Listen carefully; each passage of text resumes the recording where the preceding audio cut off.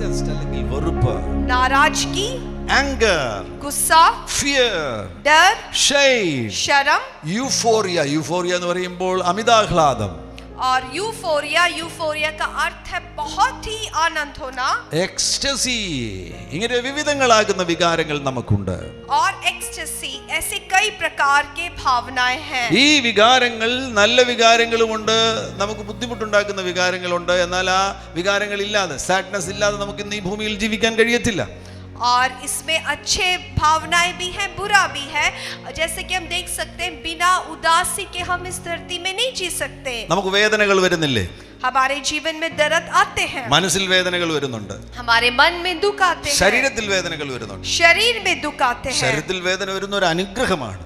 और शरीर में जब दर्द मिलता है वो एक कारण से आशीष भी है. കേടുണ്ടെന്ന് നമുക്ക് തിരിച്ചറിയാം. तब हम समझते हैं कि हमारे शरीर में कुछ मुश्किल है. വികാരങ്ങളുടെ മേഖലയിൽ തന്നെ സാഡ്നെസ്സോ വേദനകളോ വരികയാണെങ്കിൽ, अगर भावनाओं के तल में ही आपके जीवन में मन में दर्द या डर आते हैं, അതിനെ ബഹിഷ്കരിക്കുവാൻ പരിചയിക്കണം. तो उसको बाहर निकालने के लिए आप पढ़ना है. അകത്തു നാം വെച്ചുകൊണ്ടിരിക്കുകയാണെങ്കിൽ अगर इसको हम मन में बनाए रखते हैं, അത് ബുദ്ധിമുട്ട് സൃഷ്ടിക്കും. वो आपके जीवन में संकट को ले आ सकता है. നമ്മിൽ ഒരു ഇമോഷണൽ ബേസ്മെന്റ് ഉണ്ട് എന്ന് നമുക്ക് കരുതാം. हमारे अंदर ऐसे भावनाओं का एक तल है कर हम समझे. അതൊരു കണ്ടെയ്നറിനെ പോലെയാണ്, ഒരു പാത്രത്തെ പോലെയാണ്. वो एक बर्तन के समान है. അവിടെ ദുഃഖങ്ങൾക്ക് സ്റ്റോർഡ് ആകുവാനുള്ള ഒരു സ്ഥലമുണ്ട്. ദുഃഖങ്ങളെ വേണമെങ്കിൽ നമുക്ക് ശേഖരിച്ചു വെക്കുവാൻ കഴിയും. वहां पर आपके जो दुख है वो सबको इकट्ठा करने का एक बर्तन है. ऐसे आप समझ ले. നിങ്ങൾക്കൊരു ദുഃഖം വരുന്നു, നിങ്ങൾക്കൊരു വേദന വരുന്നു, അതെല്ലാം ഈ ഇമോഷണൽ ബേസ്മെന്റിലുള്ള കണ്ടെയ്നറിൽ പോയി അത് സ്റ്റോർഡ് ആകുകയാണ്. आपके मन में कुछ दर्द आते हैं, कुछ दुख आते हैं, तो ये जो भावनाओं का तल है वहां के जो बर्तन में ये इकट्ठा हो रहा है. എന്നാൽ ഒരു ഘട്ടം കഴിയുമ്പോൾ ഈ പാത്രം നിറയും, പിന്നെ അതിന് വഹിക്കാൻ കഴിയത്തില്ല. लेकिन एक समय के बाद ये बर्तन भर जाता है और ये बर्तन में और इकट्ठा करने की क्षमता खत्म हो जाता है. ഒരു റബ്ബർ ബാൻഡ് എടുത്തിട്ട് വലിക്കുകയാണെങ്കിൽ ഒരു ഘട്ടം കഴിയുമ്പോൾ അത് പൊട്ടിപ്പോകും എന്നതുപോലെ ഇമോഷണൽ ബേസ്മെന്റിന് വഹിക്കുവാൻ കഴിയുന്നതിൽ അധികമായിട്ട് ദുഃഖവും വേദനയും വരുമ്പോൾ ഇമോഷണൽ ബ്രേക്ക് ഡൗൺ ഉണ്ടാകുന്നു, അല്ലെങ്കിൽ മെന്റൽ ബ്രേക്ക് ഡൗൺ ഉണ്ടാകുന്നു, അല്ലെങ്കിൽ നെർവസ് ബ്രേക്ക് ഡൗൺ ഉണ്ടാകുന്നു. आप अगर एक रबर बैंड को लेकर खींचते हैं तो उसके अंदर एक क्षमता होती है कि वो कहां तक खींचा जाए. जब उसकी क्षमता खत्म हो जाती है वो टूट जाता है. इसी प्रकार आपके भावनाओं के तल पर भी जब वो क्षमता इकट्ठा करने की जो क्षमता टूट जाते हैं, तब वहां पर भावनाओं में टूट हो सकता है, मानसिक रीति में आप टूट सकते हैं और आप बेचैन भी हो सकते हैं. എൻ്റെ അരികിൽ ഒരു മനുഷ്യൻ തന്റെ ഭാര്യയുമായിട്ട് വന്നു. ഭാര്യയ്ക്ക് മാനസിക രോഗമാണ്. ഭാര്യയുടെ സൗഖ്യത്തിന് വേണ്ടി പ്രാർത്ഥിക്കുവാൻ വേണ്ടിയാണ് വന്നത്. एक दिन एक परिवार मेरे पास प्रार्थना के लिए आया. वो पति अपने पत्नी को लेकर मेरे पास आया. ഈ സഹോദരിക്ക് ഇപ്പോൾ സുബോധം നഷ്ടപ്പെട്ടിരിക്കുകയാണ്. ഒരു ഭ്രാന്തിയെ പോലെ അവൾ ആയിരിക്കുകയാണ്. और ये जो बहन है वो अपने अच्छे मन को खो दिया है, वो पागल के जैसे हैं. അപ്പോൾ ഞാൻ ഭർത്താവിനോട് സംസാരിക്കുവാൻ തുടങ്ങി. तब मैंने जब पति से बात करना शुरू किया, എന്താണ് സംഭവിച്ചത്? मैंने पूछा कि क्या हुआ. അയാൾ യാഥാർത്ഥ്യം, സത്യം എന്നോട് പങ്കുവച്ചു. तो वो पति जो है क्या हुआ करके वो सच्ची बात मुझे बताने लगा. പാസ്റ്റർ, ഞാനൊരു മുൻകോപിയായിരുന്നു. पास्टर, मैं बहुत गुस्सा करने वाला व्यक्ति हूँ. വിവാഹം കഴിഞ്ഞ് കുറെ നാൾ കഴിഞ്ഞപ്പോൾ ഞാൻ എൻ്റെ ഭാര്യയോട് കോപിക്കാൻ തുടങ്ങി. शादी के कुछ दिनों के बाद ही मेरे पत्नी से मैं बहुत गुस्सा करता था. പിന്നീട് ഞാൻ അവളെ അടിക്കാൻ തുടങ്ങി. तो उसके बाद मैंने उसको मारना शुरू किया. ഇവള് കരയത്തു പോലുമില്ലായിരുന്നു. और ये जब मैं इसको मारती हूँ ये रोती नहीं है. ഇവൾ ഇത് ആരോടും പങ്കുവയ്ക്കത്തുമില്ല. और ये किसी को बोलती भी नहीं है. അടി കിട്ടുമ്പോൾ എന്നെ ഇങ്ങനെ മിഴിച്ചു നോക്കും. जब मार खाती है मुझे वो ऐसे देखती रहती है. പിന്നീട് അടുക്കളയിൽ പോയി പിന്നെയും അവൾ പണിയെടുക്കും. उसके बाद वो अपने रसोई में जाती है, फिर काम करती है. വർഷങ്ങൾ ഞാൻ ഇവളെ ഇതുപോലെ അടിച്ചുകൊണ്ടിരുന്നു. बहुत सालों तक मैंने इसको ऐसा मारा. ഇവൾ ആരോടും അത് പങ്കുവെച്ചില്ല. इसने किसी को ये बातें नहीं बताया. അവളൊന്ന് കരയുക പോലും ചെയ്തില്ല. वो रोती भी नहीं थी. എന്റെ പീഡനം മൂലമാണ് ഇന്നവൾ ഭ്രാന്തിയായി തീർന്നിരിക്കുന്നത്. मैंने जो उसको ऐसा पीड़न से लेकर गया, सताव से लेकर गया, उसके कारण आज वो इस मानसिक रीति में पहुंच गई है. ഈ സ്ത്രീയിൽ സംഭവിച്ചത് എന്താണെന്ന് അറിയാമോ? आपको मालूम है ये स्त्री के अंदर क्या हुआ? വേദനകൾ വരുമ്പോൾ जब उसके हृदय में, मन में दुख आता था, ദൈവം തന്നെ അതിനെ സൗഖ്യമാക്കുവാൻ ഒരു സംവിധാനം നമ്മിൽ വെച്ചിട്ടുണ്ട്. क्योंकि परमेश्वर खुद हमें एक ऐसे तल दिया है कि हम उसकी चंगाई करें. കരയുക, रोना, കരയണം. आपको रोना है. ആ കരച്ചിലൂടെ, കണ്ണുനീരിലൂടെ നിന്റെ വേദനകൾ ഒഴുകിപ്പോകും. जब आप रोते हैं, जो दर्द मन में आया है वो आंसू के साथ वो निकल जाता है. രണ്ട് കാര്യങ്ങളാണ്. ഒന്ന് കരയുക, രണ്ട് പങ്കുവയ്ക്കുക. നിന്റെ വേദനകൾ നിന്നെ മനസ്സിലാക്കുന്ന ഒരാളിനോട് പങ്കുവയ്ക്കുവാൻ നീ തയ്യാറാകണം. इसमें दो बातें हैं. या तो आपको रोना है जब दर्द आते हैं, नहीं तो आपके दुख को किसी एक व्यक्ति जो आपको समझते हैं उसके साथ बांटना है. ഈ സ്ത്രീ കരഞ്ഞിരുന്നെങ്കിൽ വേദന ശമിക്കുമായിരുന്നു. अगर ये स्त्री रोती तो इसका दर्द में कमी आ सकता था.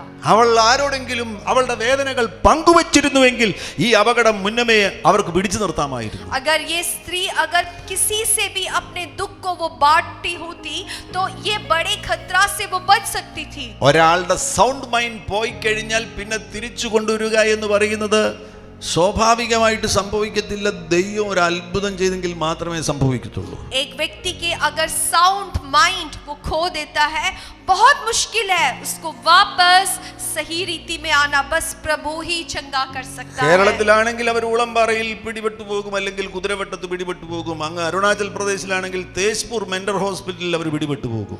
अगर आप केरल में हैं तो उलमबारा और ऐसे कई जगह हैं जहां पर आपको ले सकते हैं. अगर आप अरुणाचल में हैं तो आपको लोग तेजपुर ले जाएंगे. മറന്നു പോകരുത്, നിങ്ങൾക്ക് ദുഃഖം വരുമ്പോൾ കരയണം, അല്ലെങ്കിൽ അത് ആരോടെങ്കിലും പങ്കുവെക്കണം. ആരെയും കണ്ടു കിട്ടിയില്ലെങ്കിൽ ഹന്നയെ പോലെയാകണം. ഹന്നയ്ക്ക് ആരോടും പറയാനില്ല. അതുകൊണ്ട് ദൈവസന്നിധിയിൽ ചെന്ന് ഹന്ന തൻ്റെ ദുഃഖം മുഴുവൻ പങ്കുവെച്ചു, കരഞ്ഞു. ആശ്വാസത്തോട് സമാധാനത്തോട് അവൾ വീട്ടിൽ പോയി. तो आपको जब दुख आते हैं आपको चाहिए कि आपको रोना है, नहीं तो किसी व्यक्ति से आपके दुख को बांटना है. अगर कोई नहीं है तो हन्ना के जैसे करे.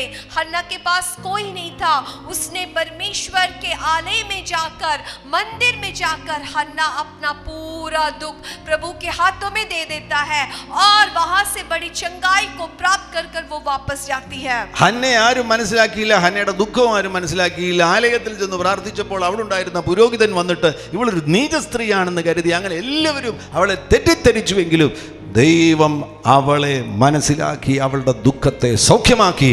आप देखिए हन्ना को कोई नहीं समझा. उसका मन में कितना दुख है कोई नहीं समझता था. उसके घर के लोग नहीं समझ पाए. वो मंदिर में जाकर जब रोती है, प्रार्थना करती है, वहां के महायाजक भी नहीं समझ पाए. लेकिन परमेश्वर ने उसके दुख को समझा. 1 ശമൂവേൽ 1:18 ശ്രദ്ധിക്കുക. അടിയന് തൃക്കണ്ണിൽ കൃപ ലഭിക്കുമാറാകട്ടെ എന്ന് പറഞ്ഞ് സ്ത്രീ തന്റെ വഴിക്ക് പോയി ഭക്ഷണം കഴിച്ചു. അവളുടെ മുഖം പിന്നെ വാടിയതുമില്ല.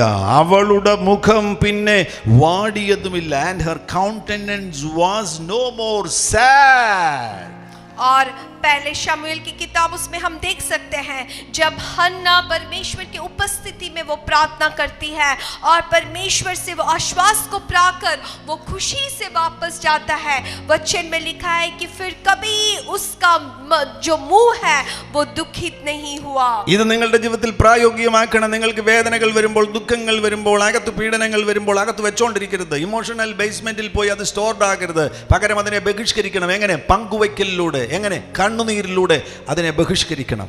और ये भी आपके जीवन में भी आप लागू करें. आपके मन में जब कुछ दुख आते हैं उसको अपने मन में बंद कर कर ना रखें. या तो आप उस रोक कर उस दुख को बाहर निकालें, नहीं तो किसी से बांटें, नहीं तो परमेश्वर की उपस्थिति में जाकर प्रार्थना कर कर रो कर उसको बांटें. വൈദ്യശാസ്ത്ര രംഗത്തുള്ളവർ പറയുന്നത് നമ്മുടെ വികാരങ്ങളുമായി ബന്ധപ്പെട്ട് നമുക്ക് ബ്രെയിനിൽ ഒരു ഇമോഷണൽ സെന്റർ ഉണ്ട്, അല്ലെങ്കിൽ ഒരു ജോയ് സെന്റർ ഉണ്ട് എന്നാണ്.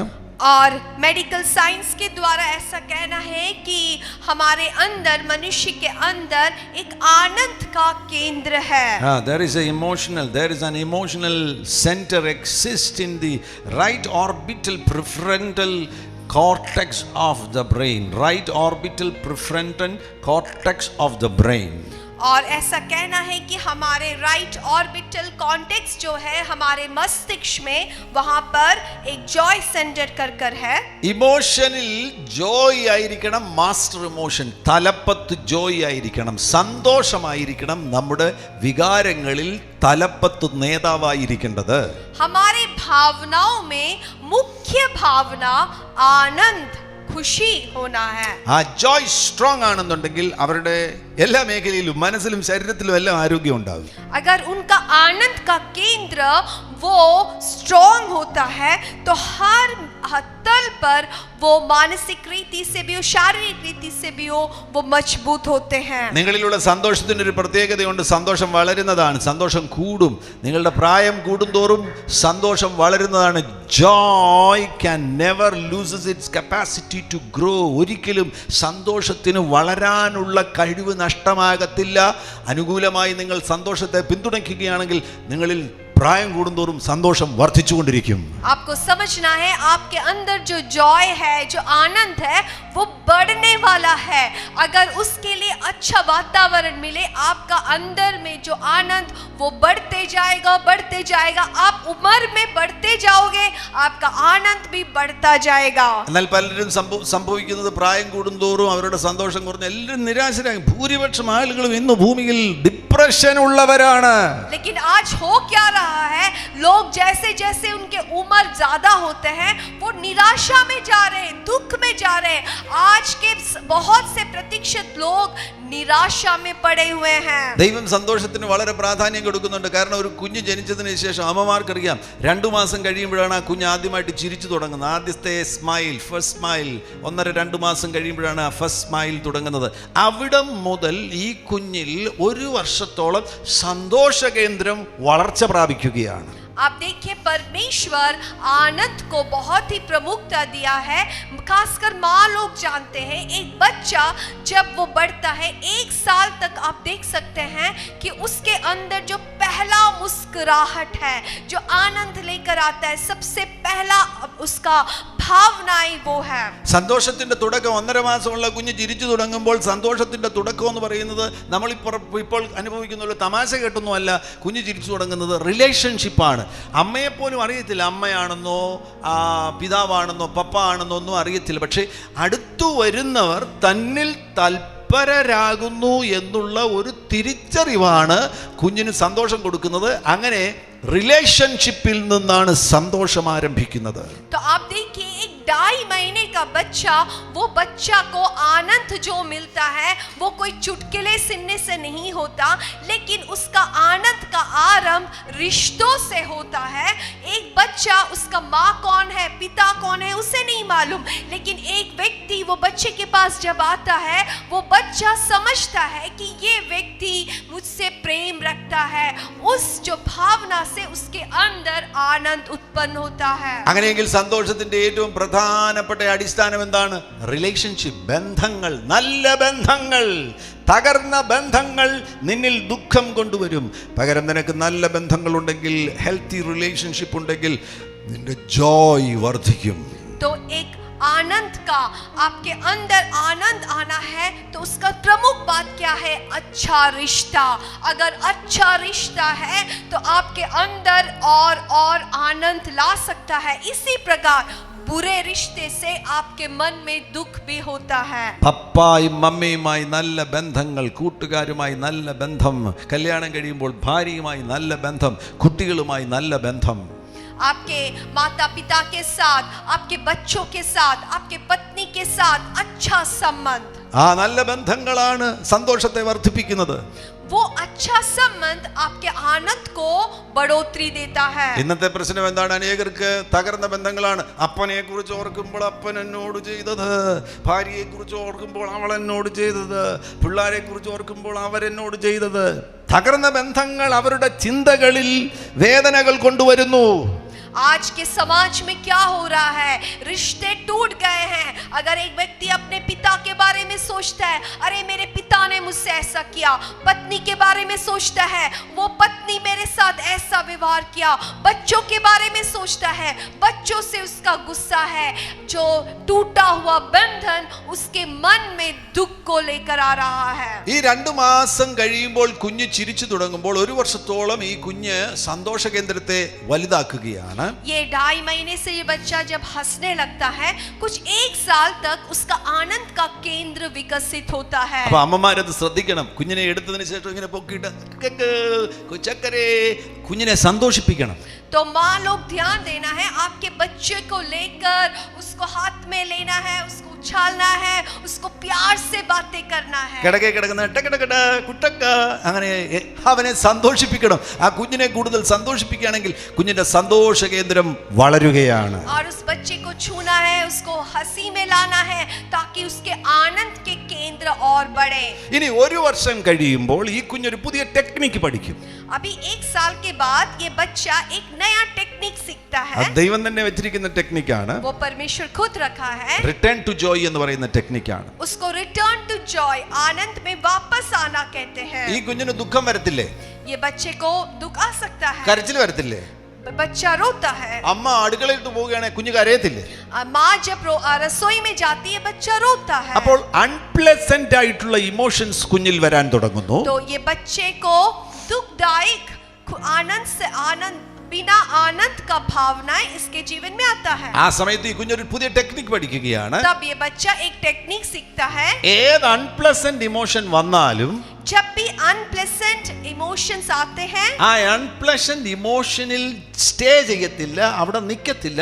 കുറച്ച് കഴിയുന്നുണ്ടേ റിട്ടേൺ ടു ജോയ്. तो ये बच्चा जब भी उसके जीवन में अनप्लेसेंट इमोशंस आते हैं, उसको पसंद नहीं वाले भावना आते हैं, वहां जाते हैं, लेकिन वहां रुकता नहीं, जल्दी से आनंद में वापस आ जाता है। കുഞ്ഞറിയാതെ പഠിക്കുകയാണ്, ഞാൻ എപ്പോഴും ആയിരിക്കേണ്ടത് എവിടെയാണ്? ജോയിലാണ് ആയിരിക്കേണ്ടത്. എനിക്ക് ചിലപ്പോൾ അൺപ്ലസന്റ് ഇമോഷൻസ് വരുമ്പോൾ ഞാൻ അവിടെ പോയിട്ട് വീണ്ടും റിട്ടേൺ ടു ജോയ്. ये बच्चा सीख रहा है, मेरे जीवन में मुझे पसंद नहीं वाले भावना आ सकते हैं, मुझे मैं वहां जाने से भी जल्दी से जल्दी मुझे आनंद के केंद्र में आ जाना है, आनंद में वापस आ जाना है। അങ്ങനെ വരുമ്പോൾ ഈ കുഞ്ഞിന് ഒരു കാര്യം ബോധ്യമാകുകയാണ്, ഏത് അൺപ്ലസന്റ് ഇമോഷൻ വന്നാലും സാരമില്ല, വൈകാതെ എനിക്ക് ജോയിൽ മടങ്ങി വരാൻ കഴിയും. तो ये बच्चा अभी सीख रहा है, मेरे जीवन में किस प्रकार के भी मुझे पसंद नहीं वाले अनुभव आने से भी वहां रुकने की जरूरत नहीं है, मुझे जल्दी से जल्दी आनंद में वापस आना है। അമ്മമാർക്ക് ഇതറിയാം, കാരണം കുഞ്ഞ് കരയുന്ന കുഞ്ഞിനെ ഇവിടെ കണ്ടെന്ന് ഒരു ഇക്കിളിയിടുകയൊക്കെ ചെയ്യുന്നുണ്ട്, പിന്നെ കുഞ്ഞ് ചിരിക്കാൻ തുടങ്ങും. പെട്ടെന്ന് തന്നെ ആ ദുഃഖത്തിൽ നിന്ന് കുഞ്ഞ് സന്തോഷത്തിലേക്ക് റിട്ടേൺ ചെയ്യുകയാണ്. അമ്മമാർക്ക് ഇത് മനസ്സിലാകും.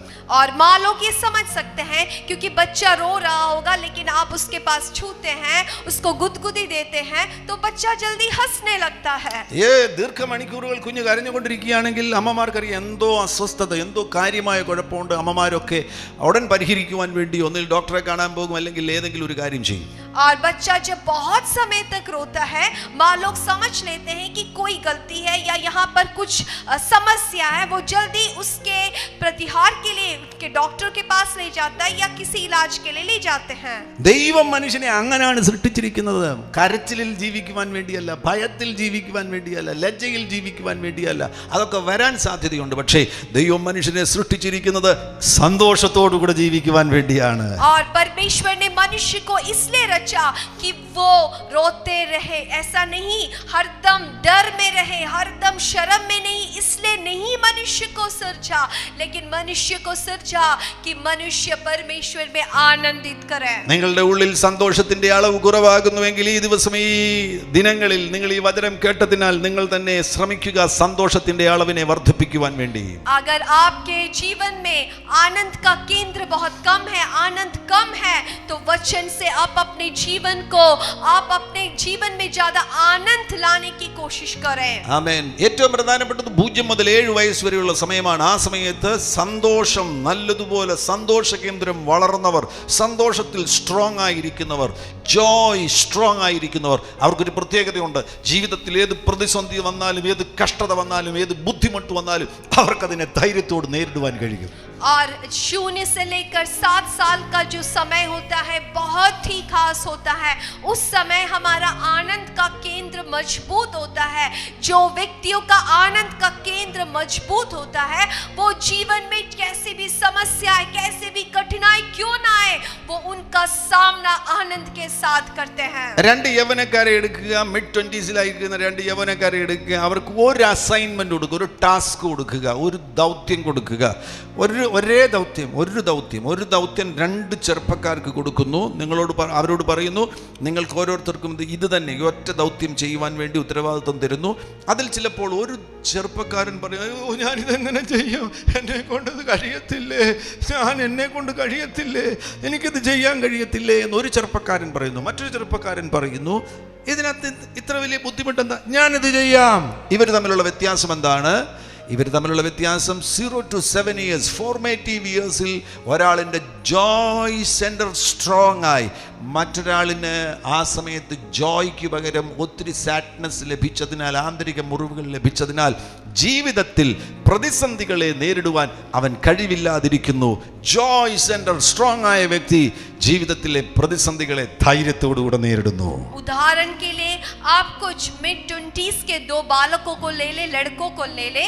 वो दोनों लड़कों को एक ही काम दिया है. उनसे कहते हैं कि आप दोनों को ये एक ही काम करना है, लेकिन दोनों के प्रतिक्रिया को आप समझे. एक कहता है कि ये काम ये मुझसे नहीं होगा, मैं ये काम नहीं कर सकता, ये मेरे लिए असंभव है. लेकिन दूसरा व्यक्ति कहता है ये काम ये मैं कर सकता हूँ, मैं ये तो बहुत सरल है, मैं इसको कर सकता हूँ. एक ही काम दोनों व्यक्तियों में 2 भाव को लाए हैं. इसका कारण क्या है? क्योंकि उनके फॉर्मेटिव इयर्स 0 से लेकर 7 साल तक एक व्यक्ति के मन में बहुत चोट पहुंचा है, उसके मन में बहुत डर आया है. इसलिए वो जीवन में जब कठिनाइयों का सामना करते हैं वो डर जाता है. उसको लगता है कि वो कभी वो कार्य को नहीं कर पाएगा. लेकिन दूसरा व्यक्ति, उसके फॉर्मेटिव इयर्स, उसके आनंद का केंद्र बहुत ही मजबूत था, वो आनंद से भरा हुआ था. इसलिए उसके जीवन में जो भी समस्या आते हैं वो ये समझ जाता है कि मैं ये कर सकता हूँ. നിങ്ങൾ നിരാശപ്പെടേണ്ട കാര്യമില്ല. നിങ്ങളുടെ 0 മുതൽ 7 വയസ്സ് വരെയുള്ള ഫോർമേറ്റീവ് ഇയേഴ്സിൽ നിങ്ങളുടെ ജോയ് സെന്റർ സ്ട്രോങ് ആയിട്ടില്ല എങ്കിൽ ഇന്ന് സൗഖ്യം നിങ്ങൾക്ക് പ്രാപിക്കുവാൻ കഴിയും. യേശുവിന് നിങ്ങളുടെ ഇമോഷണൽ സെന്ററിനെ സൗഖ്യമാക്കുവാൻ കഴിയും. ജോയെ വർദ്ധിപ്പിച്ചു തരുവാൻ യേശുവിന് ഇന്ന് കഴിയും. आज बड़ी संभावना है. हो सकता है आपके 0 से लेकर 7 साल वो फॉर्मेटिव इयर्स में आपको दुख आया हो, डर आया हो, लेकिन आपको चिंता करने की जरूरत नहीं. आज यीशु मसीह के द्वारा आपके फॉर्मेटिव इयर्स में जो घटनाएं हुए हैं चंगाई को प्राप्त कर सकते हैं. എങ്ങനെയാണ് ആ സന്തോഷം വർദ്ധിക്കുന്നത്? किस प्रकार से वो आनंद बढ़ सकता है? അതിന്റെ പിന്നിലെ രഹസ്യം എന്ന് പറയുന്നത് യേശുവിന്റെ സാന്നിധ്യമാണ്. और उसका पीछे का रहस्य यीशु मसीह का उपस्थिति है. ഈ വാക്യം ശ്രദ്ധിക്കുക. യോഹന്നാന്റെ സുവിശേഷം 16-ാമത്തെ അധ്യായം അതിന്റെ 22-ാമത്തെ വാക്യം. और यूहन्ना के सुसमाचार 16 उसका 22वां पद. യേശു പറയുന്നു, അങ്ങനെ നിങ്ങൾക്കിപ്പോൾ ദുഃഖമുണ്ട് എങ്കിലും, ശിഷ്യന്മാരോട് പറയുകയാണ്, അങ്ങനെ നിങ്ങൾക്കും ഇപ്പോൾ ദുഃഖമുണ്ട് എങ്കിലും ഞാൻ പിന്നെയും നിങ്ങളെ കാണും. നിങ്ങളുടെ ഹൃദയം സന്തോഷിക്കും. നിങ്ങളുടെ സന്തോഷം ആരും നിങ്ങളിൽ നിന്ന് എടുത്തു കളയുകയില്ല. वचन में लिखा है, उसी प्रकार तुम भी अब जो शोक में है, परंतु मैं तुमसे फिर मिलूंगा और तुम्हारे मन आनंद से भर जाएंगे और तुम्हारा आनंद कोई भी छीन ना लेगा. 24-ാമത്തെ വാക്യം, ഇന്ന് വരെ നിങ്ങൾ എന്റെ നാമത്തിൽ ഒന്നും അപേക്ഷിച്ചിട്ടില്ല, അപേക്ഷിപ്പീൻ, എന്നാൽ നിങ്ങളുടെ സന്തോഷം പൂർണ്ണമാകും വണ്ണം നിങ്ങൾക്ക് ലഭിക്കും. और 24वां पद, अब तक तुमने मेरे नाम से कुछ नहीं मांगा, मांगो तो पाओगे ताकि तुम्हारा आनंद पूरा हो जाए. സന്തോഷം വർദ്ധിക്കുന്നതിന്റെ മരുന്നാണ് 1 യേശുവിന്റെ സാന്നിധ്യം, 2 പ്രാർത്ഥന. യേശുവിനോട് ചോദിക്കണം, പ്രാർത്ഥിക്കുമ്പോൾ നിന്റെ സന്തോഷം പൂർണ്ണമാകുവാൻ പോകുന്നു. अगर आनंद आपको ज्यादा चाहिए, सबसे पहला है यीशु मसीह की उपस्थिति और दूसरा है प्रार्थना. प्रार्थना करें, प्रभु मेरे अंदर और आनंद देकर कर प्रार्थना करें। ഫിലിപ്പിയ ലേഖനം സന്തോഷത്തിന്റെ ലേഖനമാണ്. 4-ാമത്തെ അധ്യായം അതിന്റെ 4-ാം വാക്യത്തിൽ പൗലോസ് പറയുന്നത്, കർത്താവിൽ എപ്പോഴും സന്തോഷിപ്പീൻ. സന്തോഷിപ്പീൻ എന്ന് ഞാൻ പിന്നെയും പറയുന്നു. അവിടെയും സന്തോഷത്തിന്റെ രഹസ്യം നമുക്ക് കാണാൻ കഴിയുന്നു. വസ്തുക്കളിൽ സന്തോഷിക്കണമെന്നല്ല പറയുന്നത്, പപ്പായിൽ സന്തോഷിക്കണമെന്നല്ല പറയുന്നത്, മമ്മിയിൽ സന്തോഷിക്കണമെന്നല്ല പറയുന്നത്, വിസയിൽ സന്തോഷിക്കണമെന്നല്ല പറയുന്നത്, പഠിത്തത്തിൽ സന്തോഷിക്കണമെന്നല്ല പറയുന്നത്. പൗലോസ് പറയുന്നത് യേശുക്രിസ്തുവിൽ സന്തോഷിപ്പീൻ, കർത്താവിൽ എപ്പോഴും സന്തോഷിപ്പീൻ. സന്തോഷിപ്പീൻ എന്ന് ഞാൻ പിന്നെയും നിങ്ങളോട് പറയുന്നു. फिलिपियो 4 उसका 4 में कहता है, प्रभु में सदा आनंदित करो। मैं फिर से कहता हूँ, आनंदित करो। यहाँ पर नहीं लिखा कि तू अपने माता में, पिता में, भाई में आनंदित करो, लेकिन वचन में लिखा है प्रभु में, यीशु मसीह में तुम आनंदित करो. നമ്മിൽ തലച്ചോറിന്റെ സംവിധാനത്തിൽ തന്നെ ജോയ് ഹോർമോൺസ് ഉണ്ട്. പല ജോയ് ഹോർമോൺസ് ഉണ്ട്.